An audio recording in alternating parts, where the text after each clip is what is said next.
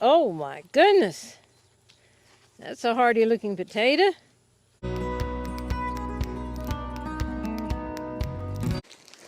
Howdy folks, I am Martha and I will be doing some kitchen action today. Dorothy will be editing the video and we both welcome you to Hirschberg's Miracle Homestead Kitchen. The kitchen action today takes us back to when Mom was cooking for her family of 7 children. She'd have a big garden planted and harvesting the garden. One thing she would cook together are English peas, which Food Line says they're green peas, and then potatoes. And we'll show you how we go about cooking that. I guess imagination is the greatest nation, as they say. So we'll just imagine these were from our garden, but they're not. We needed help. However, the potato is from some potatoes that we have planted, and then we dug them up, and now we're ready to use them. What we'll need then is the peas and potatoes, of course, some salt, butter, margarine, milk, and flour. And we'll be needing the stove back there. So I guess we'll hop back there and get busy. We're going to start out with the peas. Put those in a kettle. I'm going to take the kettle to the sink and add some water. Actually, we're going to cook the peas and potatoes separate, and then we're going to combine the two. And you want to add some butter or margarine to taste. We don't have anything measured here. Now some salt. The potatoes, I'm going to take them to the sink and peel them, and then I'll bring them over here to dice them up. Dice these in small dices. And these will not take real long to get soft. How many of you, as a child playing games, you needed someone to be it? You use that little phrase, 1 potato, 2 potato, 3 potato, 4, 5 potatoes, 6 potatoes, 7 potato, or, and whoever was or was out. And then you said it again, and the last one still standing was it. I haven't thought about that in years. Well, it looks like the peas are starting to boil.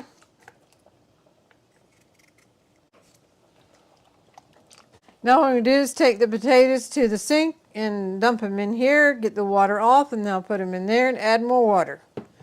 So here we go. Now we'll get some fresh water on them. And we'll get these cooking.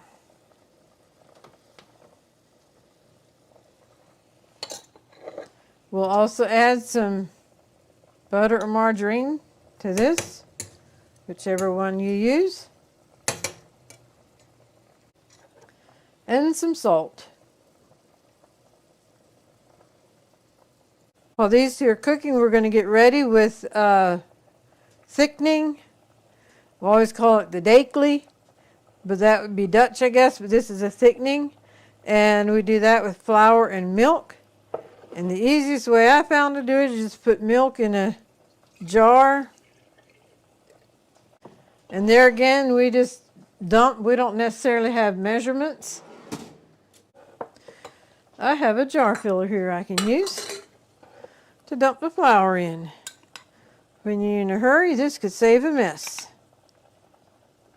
Okay, that's a little bit more milk. And shake it up. Often I do it over the sink just in case there's a mess that creates from it. Dorothy doesn't use the shaking in the jar method. She mixes it in it with a little whisk. But I just like to do it this way. And I have not mastered the skill of never having lumps left in here. So I often just run it through the strainer so I don't have lumps in my end product.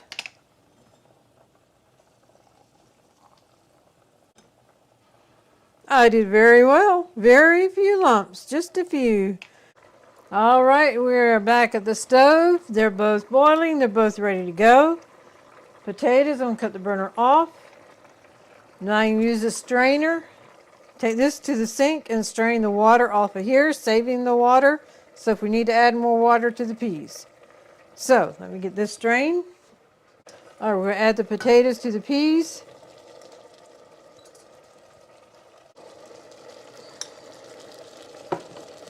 We'll get this mixed together, and I'm going to actually add some of the potato water to it.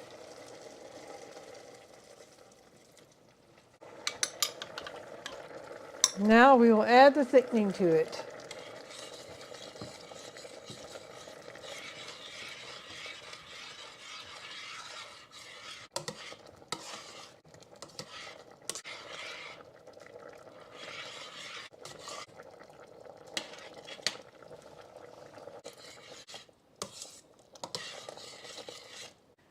This is looking so yum in our opinion. I am going to change sides here. And I will spoon it over. I don't want to have a big splashy mess.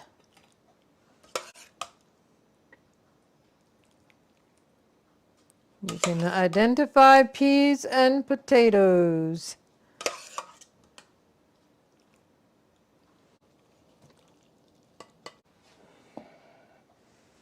Okie dokie, folks. There you have it. Our childhood memory of peas and potatoes. If you make this, we hope you enjoy it as much as we do. Thank you all for joining me in the kitchen as we put the peas and potatoes together. I don't want to tip it or I'm going to be losing them. We thought it might be interesting for you to join us in the container gardening as we dig up the potatoes that we used tonight. So from here we will go on outside to the potato patch. Before we run outside, I want to give a hearty welcome to all of our subscribers, whether the first one or you just joined us. You're all special to us. Glad you're part of our YouTube family and just hope you continue enjoying your journey with us. And now to the potatoes. And if you weren't with us in the spring when we planted these, just to give you a recap, we have bought potatoes in the grocery store, put them in our pantry, and they got away from us and they went to sprouting.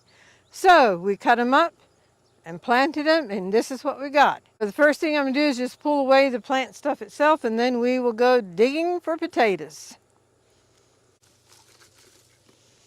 I already see potatoes. I do. It'll be interesting to see how each container did. I don't know what would be any different in one container versus another. Okay, and now I get the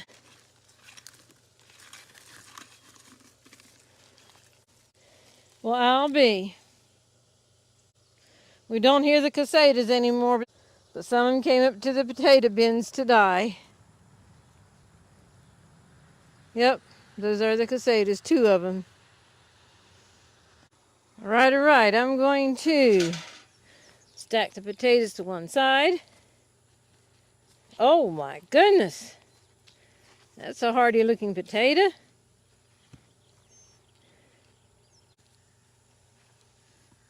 Now, a couple of them were sticking out that the sun turned them green. We'll have to cut that away. From my understanding, that is not healthy for us to eat. And I have a bucket here. I'm going to put some of the dirt in the bucket. We've had a lot of rain and we were wondering how these potatoes were handling it. Down here's a nice one. All right, it looks like it's about done at this side where those plants were. And if you're wondering about the PVC pipe, if this is your first time with us, we have corrugated piping at the bottom, and then it's covering with the ground fabric.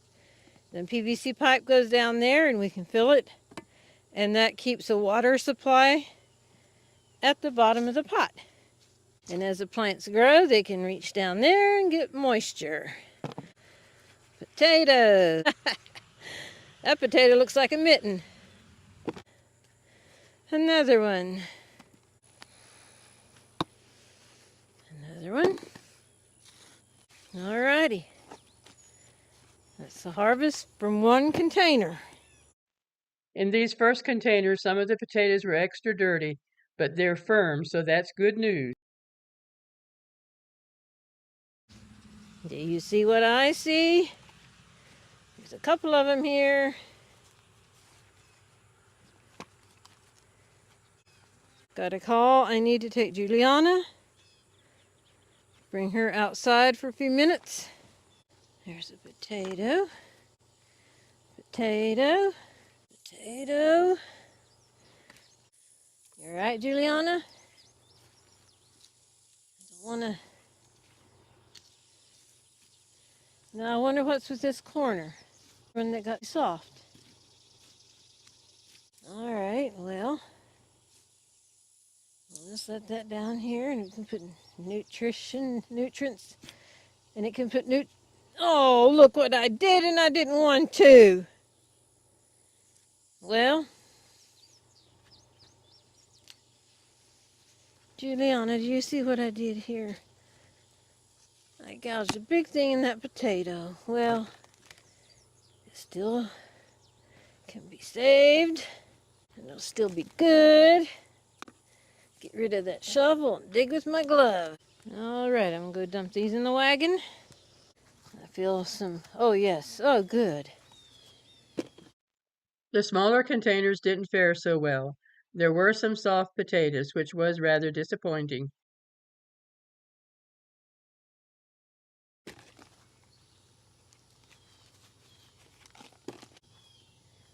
And I better hurry up because I feel some sprinkles. I don't want the camera to get wet. And I want to finish the potato harvest. So folks, here is proof that you can grow potatoes from your pantry potatoes that sprouted and cut them up into seed potatoes. So I'll dump these in the wagon with the rest of them. And here we go. Well, thank you for joining me on this little experiment. And if you missed the video of where we actually planted the potatoes, we can leave a link for it, and then you can go back and see where we did the original planting of the pantry potatoes. And so I'm not sure what's next on the agenda, but you'll find out lickety-split. Along with our potato harvest, we had also picked some more bell peppers, and we decided to go ahead and preparing these for the freezer. The other time we did the large chop, and this time we'll do the fine chop. So there's a few in here, a couple of red ones that we're going to keep out for salads. And then the what goes in the freezer are the green ones. So there's another red one down there. But anyway, I'm going to wash them and get them ready for the chopper, and then we'll come back and chop them together. And I had to take them out to the bigger freezer, so I have it in a bigger pan along with the cookie sheet liner. It just takes two of them to cover this bottom. So, okay, we'll be back when these are ready to chop. Well, we're right tickled with the little pile of bell peppers we have here. And like I said, we're using the fine chop on this one.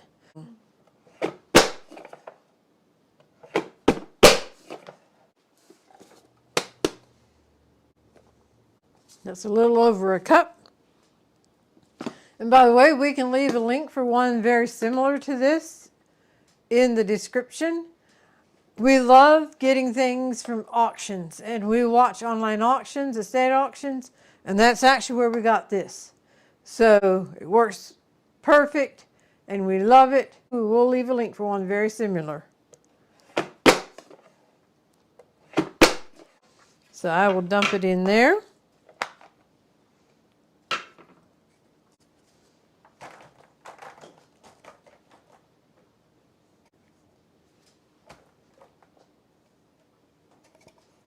To flash freeze something, you don't want it real thick on top of each other. Okay, here's the big cake pan, and here's this one. I see some bare spots here and there. I'll just fill in. See how tiny the cuts are? That's what we like for like meatloafs and that type of thing. There we go.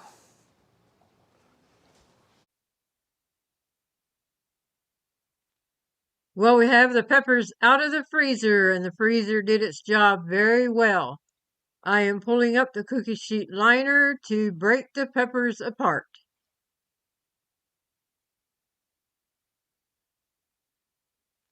The peppers were a little wet, so they stuck together, but as you can see, they broke apart very well.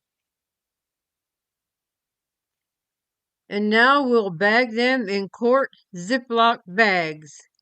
And the little bag holders here almost makes it feel like I have a third hand.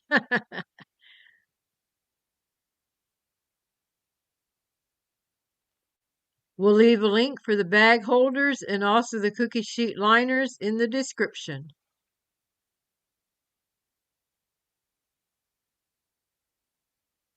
And I am breaking up the second pan of peppers now, and I'll dump it in the big pan, and then we will scoop it into the Ziploc bags. I'm not necessarily measuring it, I'm just using the measuring cup as a scoop. I am putting in the last of them, and now get them off the bag holders, get as much air out as possible, and zip them shut.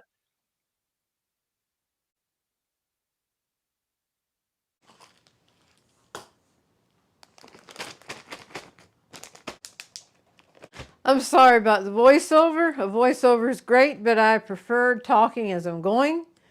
When you forget to cut a speaker on, well, then the voiceover is an awesome blessing.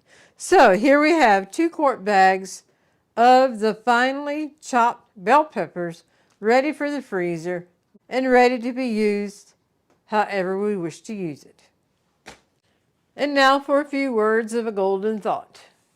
Someone, somewhere, is depending on you to do what God has called you to do. I think many times we will never even see the harvest of our obedience to God and doing what He has called us to do. But our faithfulness to Him and just being committed will have a ripple effect and will affect other people's lives. And it might be an answer to prayer for someone. When Dorothy and I would go to festivals as vendors, we'd set up and sell pound cakes and homemade jams. And I was doing this one particular festival by myself because Dorothy was home taking care of the folks and Buddy.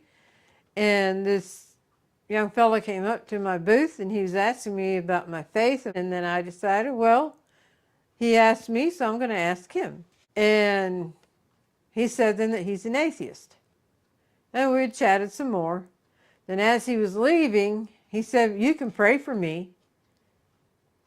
And my thought then was, well, if you're an atheist and don't believe in God, who am I supposed to pray to? But I gladly do. And often when I think of him nowadays, even I'll say a prayer. But I also thought that seed planted may have been an answer to a praying parent somewhere. They were praying for their son, just to run into people who would speak life into their son.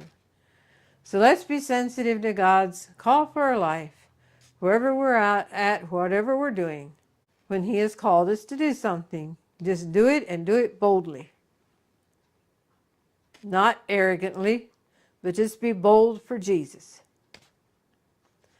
We thank you for joining us, and with that, God bless.